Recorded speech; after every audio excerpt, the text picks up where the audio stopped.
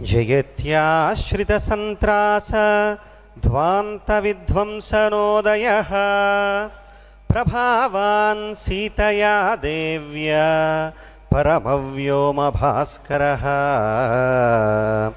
ఆకారత్రయ సంపన్నాం అరవిందనివాసినీం అశేషజగదీశిత్రీం వందే వరదవల్లభాం.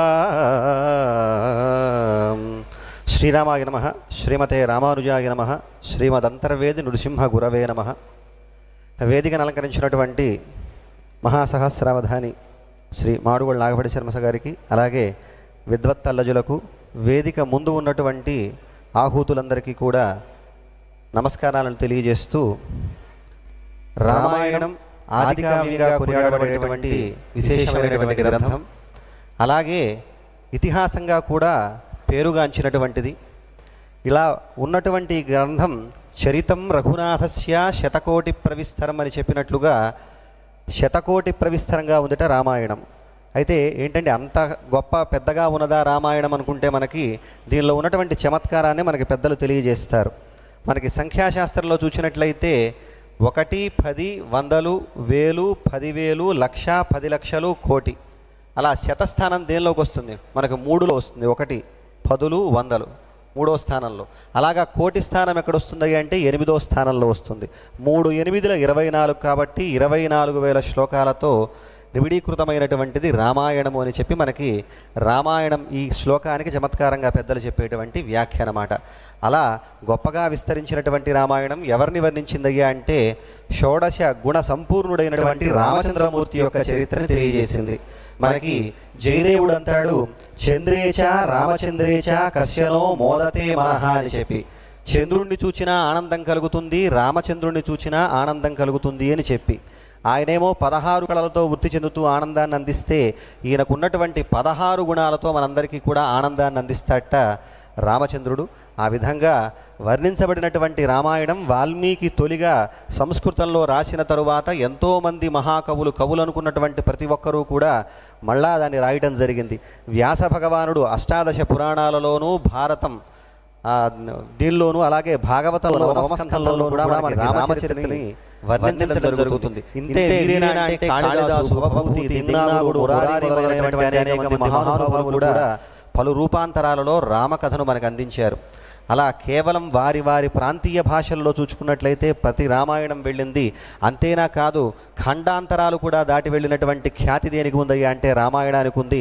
రామాయణాన్ని చదివినటువంటి పాశ్చాత్యుడు అన్నటువంటి మాట, burn all the libraries let there be రామాయణాన్ని అంటే పాశ్చాత్యుడిని సైతం కూడా ఆకర్షించినటువంటి విశేషమైనటువంటి గ్రంథం ఏదయ్యా అంటే రామాయణం. ఒకదాన్ని అనువాదం చేసుకుంటున్నామన్నా దాన్ని మూర్తిమత్వంగా తీసుకుని, దాన్ని మాతృకగా తీసుకుని దానికి పుత్రికలను తయారు చేస్తున్నామంటే ఆ మాతృకలో ఎంత గొప్పతనం ఉండాలి, ఎంత విశేషం లేకపోతే ఎన్నో యుగాల నాటు జరిగినటువంటి రామకథ నేటికి కూడా నిత్యం పారాయణగా మనం చేస్తున్నాం. దానిపైన ఇంతటి గొప్ప సదస్సును ఏర్పాటు చేస్తున్నామంటే అందులో ఎంత గొప్పతనం లేకపోతే మనం ఇలాంటి సదస్సులకు మనం నాంది పలుకుతాం.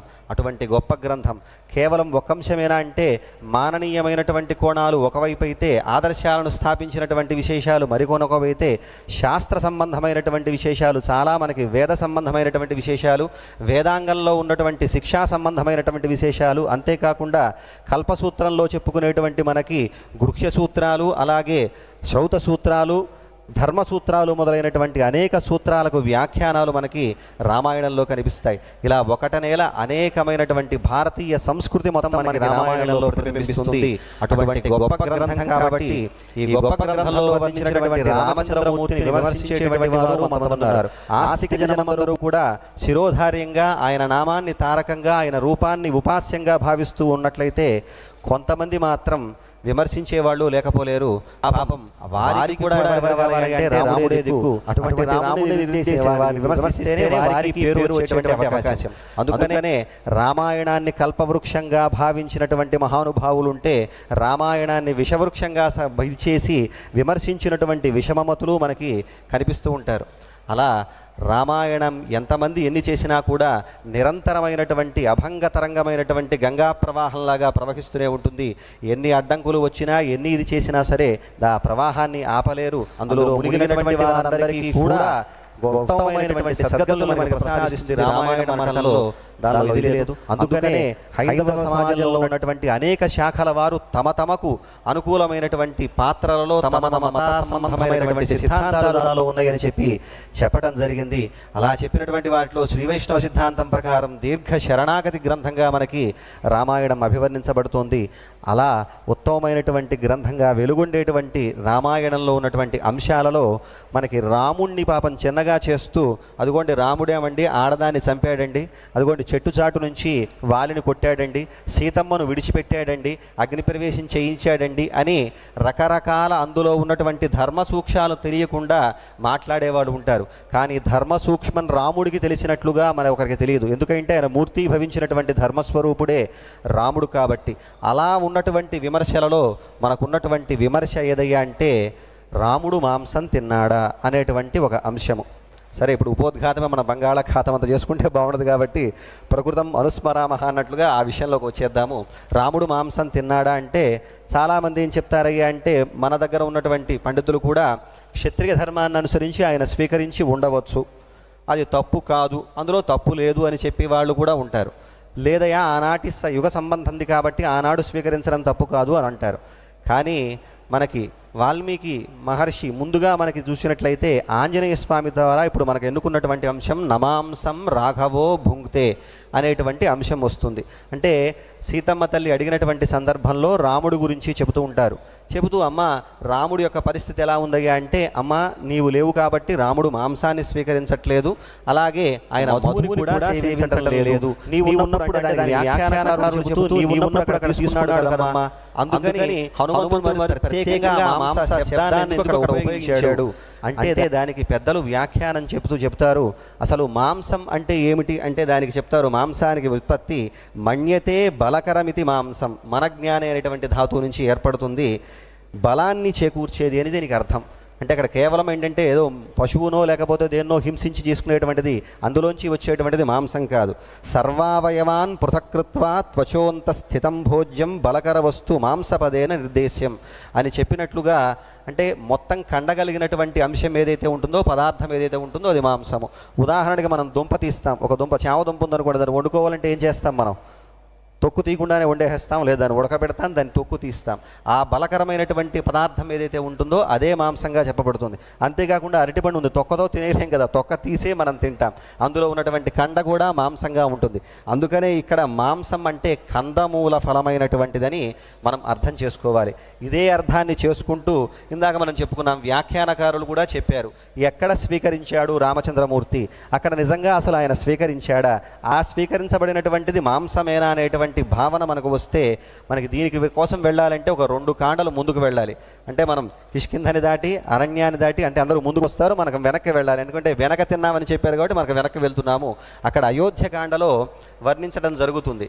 ఏమనయ్యా అంటే రామచంద్రమూర్తి గంగా నదిని దాడతాడు, ప్రయాగ ప్రాంతానికి చేరతాడు, అక్కడ చేరి ఒక చెట్టు కిందకు వెళ్ళి వీళ్ళందరూ ఉంటాడు. అక్కడ వాల్మీకి మహర్షి సర్గాంత శ్లోకం అనేటువంటి ఒక శ్లోకం, అంటే సర్గ చివరిలో ఉన్నటువంటి ఒక శ్లోకంలో దాన్ని చెబుతారు. తౌ తత్ర హత్వా చతురో మహామృగాన్ వరాహమృష్యం పృషతం మహారురుం ఆదాయ మేధ్యం త్వరితం బుభుక్షితౌ వాసాయ కాలే యయుతుర్వనస్పతిం అని 52వ శ్లోకంలో 52వ సర్గలో చిట్ట చివరి శ్లోకం ఇది. దీని యొక్క మనం అర్థాన్ని కనుక మనం పరిశీలించినట్లయితే ఒక్కసారి చూద్దాము. దీనికి చూసినట్లయితే బుభుక్షితౌ ఆకలి ఉన్నవారైన, తౌ ఆ శ్రీరామ లక్ష్మణులు, తత్ర అక్కడ, వరాహం అడవి పందిని, ఋష్యం ఋష్యమును, పృషతం పృషతమును, మహారురుం మహారురువు అంటే ఈ 3 కూడా, అంటే ఋష్యము పృషతము మహారురువు ఈ 3 కూడా ఏంటంటే జింకలలో ఉండేటువంటి విశేషాలుట, లేడి విశేషాలు.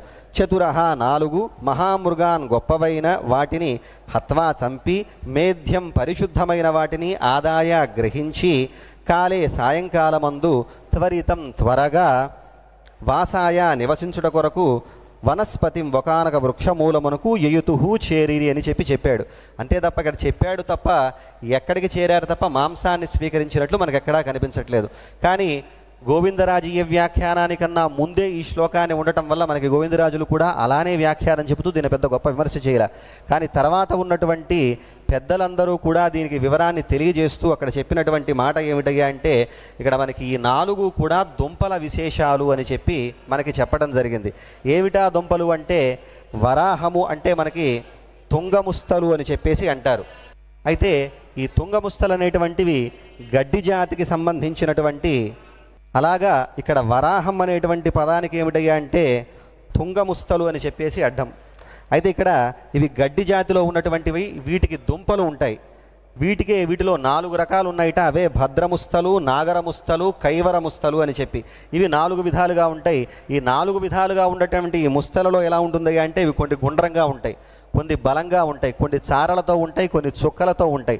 ఇలా ఉన్నటువంటివే ఈ దుంపలనే మనం రామచంద్రమూర్తి ఆనాడు స్వీకరించాడే తప్ప అక్కడ మాంసాన్ని స్వీకరించలేదు అని చెప్పేసి అన్నారు. అంతేకాకుండా ఇక్కడ ఇంకొక పదం చెబుతారు, తౌతత్ర అనేటువంటి మాట. ఏమిటి తౌతత్ర అన్నప్పుడు సంగతి ఏంటయ్యా అంటే, ఇక్కడ తౌ అంటే వారిద్దరు. ఎవరిద్దరు అయ్యా అంటే రామలక్ష్మణులు ఇద్దరూ కూడా వెళ్ళారు అని చెప్పి. అయితే దానికన్నా ముందే రామచంద్రమూర్తి సీతాదేవితో చెబుతాడు. వాళ్ళ ముగ్గురు మాట్లాడుకుంటారు, నాయన మనం ఇప్పుడు వచ్చింది నగర ప్రాంతం కాదు, జనపద ప్రాంతాలని దాటి అరణ్య ప్రాంతంలోకి అడుగుపెట్టాం. ఇది చాలా ఇబ్బందికరమైనటువంటి ప్రాంతం, ఎటువైపు నుంచి ఏ ఆపద వస్తుందో మనకు తెలియదు. సీతారక్షణ మన ప్రథమ కర్తవ్యం.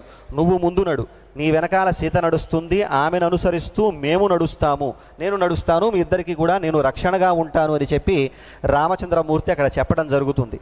అలా చెప్పినటువంటి సందర్భంలో మనం చూసినట్లయితే గనక వీళ్ళిద్దరూ సీతను అక్కడ అడవిలో ఒక దగ్గర విడిచిపెట్టి వేటాడాలయ్యా అంటే, ఇప్పుడు మనం చెప్పినటువంటి ఈ మృగాలన్నీ ఒక చోట ఉండేవి కాదు.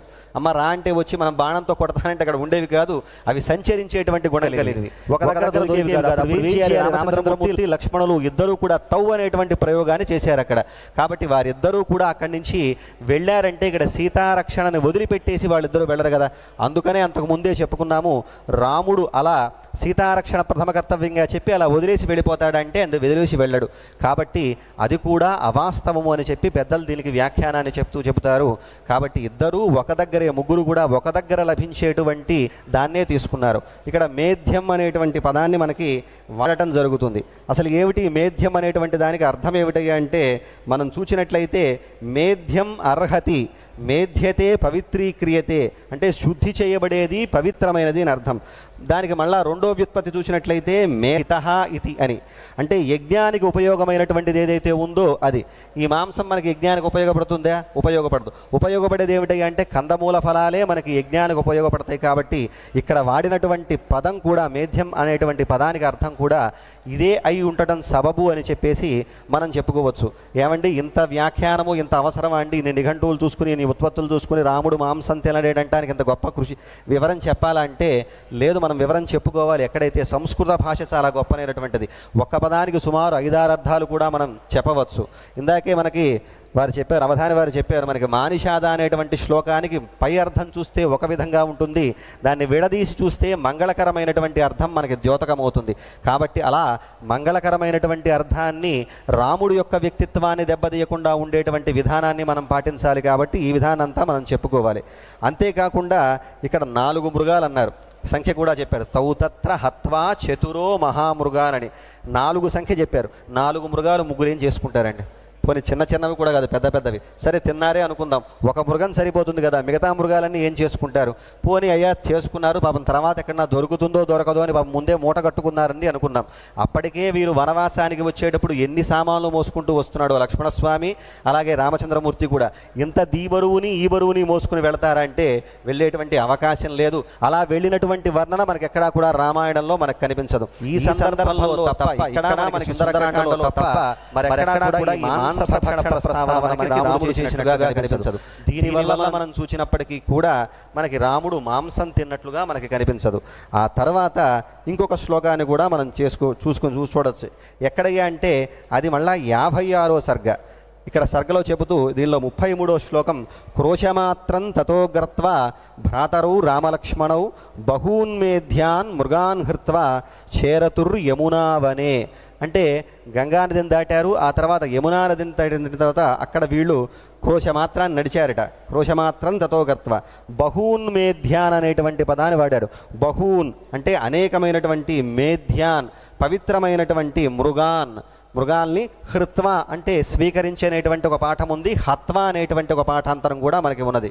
దీన్ని చూసినట్లయితే ఇక్కడ హృత్వ హత్వ అనేటువంటి దానికన్నా ముందుగా ఇందాక మనం ఒకటి చెప్పుకున్నాం, తౌతత్ర హత్వా చతురో మహామృగాన్ అనేటువంటి దానిలో ఒక విశేషమైనటువంటి అర్థాన్ని కూడా మనకి ప్రాచ్య పాఠాలు అంటే మనకి రామాయణానికి ఉన్నటువంటి పాఠాంతరాలలో 4 పాఠాంతరాలు ఉన్నాయి. ఒకటి అంటే ఏది తూర్పు సంబంధించినటువంటి పాఠాంతరము, అలాగే పశ్చిమానికి సంబంధించినటువంటి పాఠాంతరము, అలాగే ఉత్తరము దాక్షిణాత్య పాఠాలు అని చెప్పి రామాయణానికి ప్రకాశితమైనటువంటి పాఠాలలో 4 పాఠాంతరాలు ఉన్నాయి.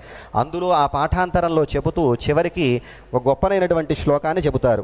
ఏమయ్యా అంటే రమ్యే పుష్కరిణీ తీరే పద్మవాసీతమారుతే అథ పుష్కరిణీం శీఘ్రం అవతీర్యతు లక్ష్మణః పద్మాని స మృణానాని సుగంధీని బహూని చ ఉత్పాట్య నత్వా సీతాయై ప్రీత్యర్థం సముపానయత్ ఆదాయతాని వైదేహీ సపద్మా శ్రీరివాభవత్ త్రయస్త్రేహి త్రిరాత్రాయ మృణాళైః ప్రాణధారణం కృత్వాన్యగ్రోధమాశ్రిత్య రాత్రౌ వాసమకల్పయత్ అని చెప్పేసేసి ఇలా మార్గమధ్యంలో వెళ్తున్నటువంటి వీరికి ఒక అందమైనటువంటి తామర కొలను కనిపించిందిట. అంతకుముందే రాముడు చెప్తాడు, సీతకి ఏది కావాలంటే అది నువ్వు తీసుకొచ్చి పెట్టేసి అని చెప్పేసి చెబుతాడు. అలా సీతమ్మ తామరల కేసు చూసేసరికి వెంటనే లక్ష్మణస్వామి ఆ తటాకంలోకి తిరిగి చాలా కమలాలను కోసుకొస్తాడట. కోసుకొచ్చి అమ్మవారికి ఇస్తాడట. ఇక్కడ గొప్ప వర్ణన మనకు కనిపిస్తుంది. ఇలా 2 చేతులలో కూడా కమలాలు పట్టుకున్నటువంటి సీతాదేవి ఎలా ఉందయ్యా అంటే మనకి మహాలక్ష్మి స్వరూపంగా సీతామహాలక్ష్మిగా ఉన్నది అని చెప్పేసి వాల్మీకి గారు వర్ణించినట్లుగా ఒక పాఠాంతరంలో మనకి కనిపిస్తుంది. అలా చూసినప్పటికీ ఇక్కడ గొప్ప విశేషం చెబుతారు. ఎందుకయ్యా అంటే రామచంద్రమూర్తి పట్టాభిషేకం నాడు ఉపవాసం ఉన్నాడు. మొదటి రాత్రి సరయూజల తీర్థాన్ని నీరునే మాత్రమే స్వీకరించి ఆయన ఉపవాసం ఉన్నాడు. 2వ రోజు రాత్రి దేన్ని తీసుకున్నాడయ్యా అంటే గంగాజలాన్ని. 3వ రోజు రాత్రి తామర తోళ్ల నుంచి వచ్చే గుజ్జుని కూడా స్వీకరించి ఆయన ఉన్నట్లుగా మనకి ఈ పశ్చిమోత్తర శాఖీయమైనటువంటి ప్రతులలో మనకు కనిపిస్తోంది. ఈ విధంగా మనం చూసినట్లయితే రాముడు ఎక్కడా కూడా మాంసాన్ని స్వీకరించినట్లుగా మనకి కనిపించదు. మళ్ళా ఇందాక అనుకున్నట్లుగా 2వ శ్లోకం మళ్ళా 56వ సర్గలో 33వ శ్లోకాన్ని చూసినట్లయితే ఇక బహూన్ అన్నారు, అనేక మృగాల్ని తీసుకున్నారన్నారు. అంతమందిని వాటన్నిటినీ చంపి ఏం చేస్తున్నారు, సరిపోతుంది కదా. అందుకనే ఇక్కడ మదనపాల నిఘంటువు అనేటువంటి నిఘంటువు చెబుతుంది మృగాలంటే అశ్వకందాలు అని చెప్పి మనకి అశ్వకందము అని చెప్పి మృగాలనేటువంటి పదానికి అంటే అశ్వకందము అంటే గుర్రపు దుంప అని చెప్పి దానికి అర్థము. అలాగే మనకి వాస్తు పూజ చేసేటువంటి సందర్భంలో ఐనేయం మాంసమాహృత్య అని చెబుతారు. ఇక్కడ ఐనేయం అనేటువంటి పదానికి గజకందంగా మనకి వ్యాఖ్యానకారులు వ్యాఖ్యానం చేశారు. ఈ విధంగా చూస్తే ఇక్కడ మృగాన్ అన్నప్పుడు అనేకమైనటువంటి కందమూలాలను మాత్రమే వీరు స్వీకరించినట్లుగా మనకి తెలుస్తోంది. అంతేకాకుండా మనకి మాంసంతో పేరుకున్నటువంటి చెట్ల పేరు మనకి ఆయుర్వేద శాస్త్రంలోనూ నిఘంటువులోనూ కూడా కనిపిస్తాయి. వాటిని చూస్తే మాంస రోహిణి అంటే గ్రంథి దినుసు, తర్వాత మాంసదలన అంకోల చెట్టు, మాంసఫల నేలముల చెట్టు, మాంసపేశి కావుమిరప చెట్టు, ఇలాగా మనకి మాంసంతో కూడుకున్నటువంటి చెట్లన్నీ కనిపిస్తే మాంసం అయిపోతాయి కాదు. కాబట్టి ఈ విధమైనటువంటి కందమూలాదుల ఫలాలని మాత్రమే ఈయన స్వీకరించాడు అని చెప్పి మనకి చెప్పడం జరిగింది. అందుకనే మాంసాన్ని ఏనాడు కూడా స్వీకరించలేదు రామచంద్రమూర్తి అని చెప్పేసి దాన్ని మనం ప్రతిపాదించవచ్చు. సరే, మరి యజ్ఞాలు చేసేటప్పుడు విద్యుక్త కర్మలు ఉంటాయి కదండి, ఆ సమయంలో అశ్వమేధాది యాగాలలో దాన్ని స్వీకరించవచ్చా అంటే దాన్ని స్వీకరించవచ్చు. అలా స్వీకరించడం ధర్మానికి విరుద్ధం కాదు అని చెప్పేసి మనకి శ్రౌత యజ్ఞానికి సంబంధమైనటువంటి విషయాలు తెలిసిన వారందరికీ కూడా మనకి తెలిసినటువంటిది. కాబట్టి ఇక్కడ స్వీకరించలేదు మనం స్పష్టంగా చెప్పవచ్చు. రాముడు మాంసాహారం స్వీకరించలేదు, శాఖాహారి అని మనం ప్రతిబింబవచ్చు. సరే, కొంతమంది పెద్దలు వ్యాఖ్యానం చేస్తూ క్షత్రియ ధర్మాన్ని అనుసరించి ఆయన స్వీకరించి ఉండవచ్చు అని చెప్పేసేటువంటి మాట కూడా అన్నారు. దానప్పటికీ కూడా మనం ఎలాగైతే ఇందాక మానిషాద శ్లోకానికి వ్యాఖ్యానం చెప్పుకున్నామో అలాగే ఉత్తమమైనటువంటి దీనికి వ్యాఖ్యానం చెప్పుకుంటే గొప్పగా ఉంటుందని చెప్పేసి మనం చెప్పుకోవచ్చు. అంతేకాకుండా సరే, మనమంతా వద్దండి, వ్యాఖ్యానకారులు వీళ్ళని పక్కన పెట్టేయండి. వ్యాసుడంటే ఎవరయ్యా అంటే మొత్తం సమస్తాన్ని ఉపవాసన పట్టినటువంటి వాడు, వేదాలను విభజించినటువంటి వాడు, మనకి ధర్మశాస్త్రాన్ని రచించినటువంటి వాడు, అష్టాదశ పురాణాలు అందించినటువంటి వ్యాసుడు భారతంలో చెబుతాడు, ఎవరి చేత చెప్పిస్తాడయ్యా అంటే సద్యానికే పెద్దపీట వేసినటువంటి భీష్మాచార్యుడి చేత ధర్మస్వరూపుడైనటువంటి ధర్మరాజుకు విధానాన్ని బోధిస్తూ చెబుతాడు. ఏమయ్యా అంటే ఎవరెవరు మాంసం తినని రాజులో ఉన్నారో మనకి ఆనుశాసనిక పర్వంలో చెబుతూ 115వ అధ్యాయంలో సేనచిత్రేణ రాజేంద్ర సోమకేన వృకేణ చ దుష్యంతేన కరూషేణ రామార్క నరైస్తథా ఏతైశ్చాన్యైశ్చ రాజేంద్ర పురా మాంసన్నభక్షితం. పురా మాంసన్నభక్షితం. ఇప్పుడు చెప్పుకున్నటువంటి సుమారు 30 మంది రాజులలో రామచంద్రమూర్తి పేరు కూడా ఉంది. కాబట్టి రామచంద్రమూర్తి కూడా మాంసాన్ని స్వీకరించలేడు అని చెప్పేసి వ్యాసుడే చెప్పాడయ్యా అంటే మనము ఏదో చిన్న చిన్న వ్యాఖ్యానకారులు తర్వాత వ్యాసుడు చెప్పాడంటే అంత గొప్పగా ఉంది. కాబట్టి భారతంలో భీష్ముడి చేత ధర్మరాజుకు ఉపదేశించబడేటువంటి మాంస నియమాలలో ఈ మాటను చెప్పించాడుగా అంటే రాముడు మాంసం స్వీకరించలేదనే మనకు తెలుస్తోంది. అంతేకాకుండా ఒక మాట చెప్పుకుందాం, ఈ చివరి మాటగా మనం చెప్పుకుని ముగించుకుందాము. రాముడి వ్యక్తిత్వం ఎంత గొప్పదండి. ఇందాక అని చెప్పి అంటే రాముడు 2 మాటల వాడు కాదు, ఇప్పుడు ఒక మాట తర్వాత ఒక మాట మాట్లాడేటువంటి వాడు కాదు. అలాగా ఆయన చెప్పుకుంటూ విద్ధిమాం ఋషిభిస్తుల్యం కేవలం ధర్మమాశ్రితం, నేను తాపస వృత్తిలో ఉన్నటువంటి వాణ్ణి, ధర్మాన్ని అవలంబించేటువంటి వాణ్ణి అన్నాడు. అంతేకాకుండా అనృతం నోక్తపూర్వమే నచ వక్ష్యే కదాచన, ఇంతకుముందు నేను అబద్ధాన్ని ఆడలేదు, ఆ పైన ఆడబోను అని చెప్పేసి తన సత్యనిష్టని చెప్పాడు. అంతేనా కాదు, ఎక్కడ చూసినా ఆయన ఏమి తిన్నాడో చెప్పుకుంటూ వచ్చాడు. మధుమూల ఫలాశనం. మధువు అంటే ఇప్పుడు చెప్పుకునేటువంటి మనం మధుం కాదండి, తేనెకి సంబంధమైనటువంటిది. మనకు పెళ్లిళ్ళలో కూడా మధుపర్కం అని చెప్పి సమర్పిస్తూ ఉంటారు. మధుపర్కం అంటే చాలామంది బట్టలు అనుకుంటారు, కానీ బట్టలు కాదు. మధుపర్కము అంటే దధి మధి సంమిశ్రితం పదార్థం, అంటే తేనె పెరుగు కలిసినటువంటి పదార్థానికి ఏమిటి అంటే మధుపర్కము అని చెప్పారు. దాన్ని స్వీకరిస్తారంటే సద్యోబలం అది కలిగిస్తుంది కాబట్టి దానికోసం దాన్ని స్వీకరించడం జరుగుతుంది. అటువంటి మధువు అది. అందుకనే అన్నాడు మధుమూల ఫలాశనం. అంతేకాకుండా ఫలాని మూలాని చ భక్షయన్వనే అని దశరథులో చెప్తాడు. నాయన ఇక్కడ ఉండిపోవచ్చు కదా అని చెప్పేసి అంటే, లేదు నాయన, నేను ధర్మాన్ని పెద్దపీట వేస్తాను, ఫలాల్ని మూలాన్ని భక్షయం అనే కందమూల ఫలాలను మాత్రమే నేను స్వీకరించి నేను నడుస్తాను అని చెప్పి తన ధర్మాన్ని చెప్పాడు. అంతేనా కాకుండా భరద్వాజుడితో కూడా ఒక మాట అంటాడు, కుశచీరాజనధరం ఫలమూలాశినంచమాం విద్ధి ప్రణిహితం ధర్మే తాపసం వనగోచరం, అవే స్వీకరిస్తాను అని చెప్పేసి అన్నాడు. అంటే నారచీరలు. ఆ తర్వాత గుహుడు దగ్గరికి వెళ్ళి గుహుడు చాలా పదార్థాలు స్వీకరించి తీసుకొస్తాడు. ఇదిగోండి స్వీకరించండి అని చెప్పి. నాయన లేదు, నేను ఈ వర్తనంలో ఉన్నాను, అరణ్యవాస వ్రతంలో ఉన్నాను, కాబట్టి నేనేం చేస్తానయ్యా అంటే ఏమీ నాకు వద్దు, కేవలం నేనేం తీసుకుంటానయ్యా అంటే యజ్ఞాలలో ఉపయోగించేటువంటిది ఏదైతే ఉంటుందో ఈ సంబంధమైనటువంటి గుర్రానికి సంబంధమైనటువంటి గ్రాసం ఏదైతే ఉంటుందో దాన్ని మాత్రమే నేను స్వీకరిస్తాను అని చెప్పేసి రాముడు చెప్పడం జరిగింది. కాబట్టి ఇలా ఈయన ఉన్నటువంటి మాటలకి ఇంత గొప్పగా చెప్పినటువంటి రాముడు తన వ్యక్తిత్వాన్ని తప్పి అధర్మాన్ని ఆచరిస్తాడా?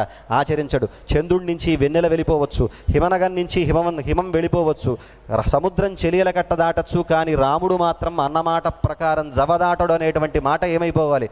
కాబట్టి రాముడు ఏనాటికి కూడా మాంసాన్ని స్వీకరించలేదని మనం ఈ ప్రమాణాల ద్వారా నిర్ధారణ చేసుకోవచ్చు.